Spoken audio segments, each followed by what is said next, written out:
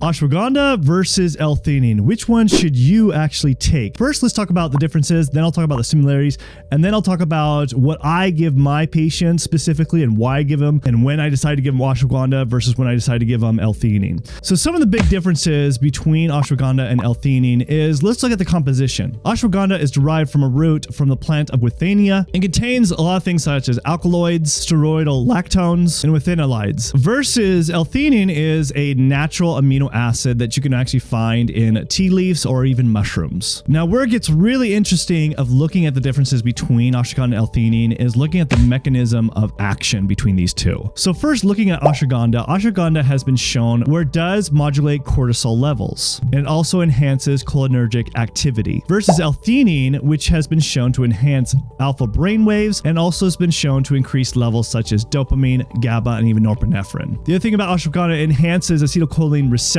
activity, which also increases BDNF levels, which is brain-derived neurotrophic factors. So because of this, ashwagandha can help and support cognitive effects. Now, versus L-Theanine, it also can help and benefit cognitive effects, because how it actually will tackle this is because it does increase levels of dopamine and also GABA, which then can definitely help improve cognitive functionality. It also can improve attention and also reaction time. Now, when it comes to sleep, ashwagandha can also help sleep as well as L-Theanine, but the thing that's different here is ashwagandha will help improve sleep quality for sleep onset as well as duration to be able to sleep throughout the night, and therefore will reduce the symptoms of insomnia. Now, L-Theanine, on the other hand, may benefit also sleep, but what they found with L-Theanine, it actually helps promote relaxation before bedtime, so to be able to kind of reduce the stress levels so you're able to go to sleep. Now, another thing you need to note about the differences between these two is that ashwagandha can help with increased athletic performance, such as increased endurance, strength, and muscle mass, and also reduce exercise-induced muscle damage and fatigue. Versus L-Theanine, how L-Theanine helps with athletic performance, they have found that it actually helps reducing stress before a performance, so that way an athlete can be more focused and attentive and not so stressed before performing in a big event. Now, like I was saying before, the thing that's really interesting you understand about the properties between these two is has to do a lot with stress. Both of these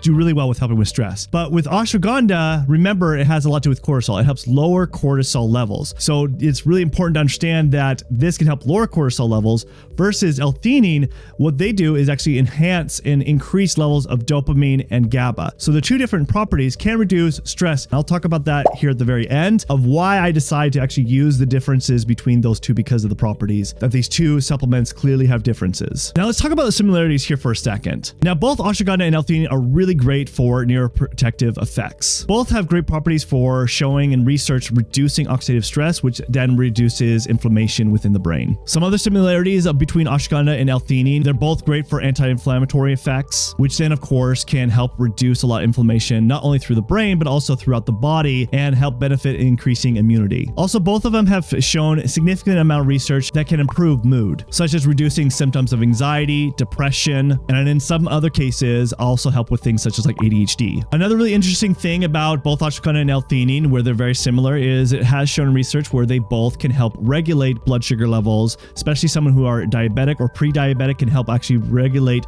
those blood sugar levels so they don't spike. And another great thing that both ashwagandha and L-Theanine can do that are very similar is really help with managing with fatigue. Both of them have been shown in research that can help with chronic fatigue, but just depending on really how you use it, which I'm going to talk about here in a sec. But if you're someone that's struggling knowing what nootropics or supplements to ways to optimize your brain and have better focus, then you should download my free focus guide in the description below. So when it comes to actually for me deciding what to use for my patients, whether I'm going to decide to use ashwagandha, whether I'm going to use L-Theanine. So the very first thing that I have to look at is doing some testing and understanding what's going on in the body chemistry. Why are you struggling with maybe having low energy or depression or anxiety? Whatever you're planning on using ashwagandha or L-Theanine for, it's really critical to run testing to understand really what's going on so that you can get the best benefits from either ashwagandha or L-Theanine. So for example, with ashwagandha, something that I will always want to test is testing cortisol. So remember I talked about at the beginning, there's a lot of research that shows that ashwagandha does lower cortisol levels. So if that's the case, we should first see, do you have spikes in your cortisol? Or if you have low cortisol levels, you should probably not be taking something like ashwagandha, because that actually can make things worse. It can make you feel more fatigued. It also can make you feel more depressed, and in some cases make you feel more anxious if you already have low cortisol levels. Now, on the other hand, for L-Theanine, L-Theanine, this is where I want to look at, do they have low levels of dopamine, GABA, and even in a lot of cases, low levels of norepinephrine? This is something where I will definitely want to implement L-Theanine because it can benefit in that way significantly. It can also even benefit if those levels are too high. That's what I love about L-Theanine is it's a good modulator to, if your levels are too high, it'll bring it down. If your levels are too low, it can bring it up. So in this case, I don't always necessarily need to do testing to decide to actually give L-Theanine, but it's always a good indicator to first run these tests to be able to see, okay, do I really need to take it or not? Now, if I'm just basing off of symptoms, if I'm not doing any testing, so if you really want to really understand without doing some testing, basically, if you're going to decide to take ashwagandha, usually if you are someone that's really agitated, stressed, and have high anxiety all the time, that you feel like you just can't function and you're constantly on edge, then maybe your cortisol levels are spiked and they're constantly spiked.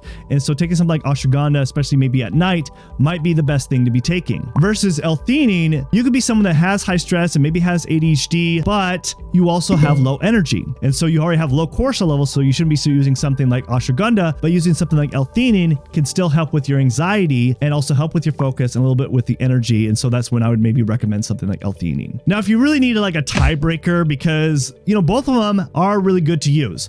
They definitely have their purposes, but if you want a tiebreaker, you can actually watch my experience of taking both of these for 30 days. So if you want to see my experience of taking ashwagandha for 30 days, watch this one over here. If you want to watch my experience of taking L-Theanine for 30 days, then watch this one over here.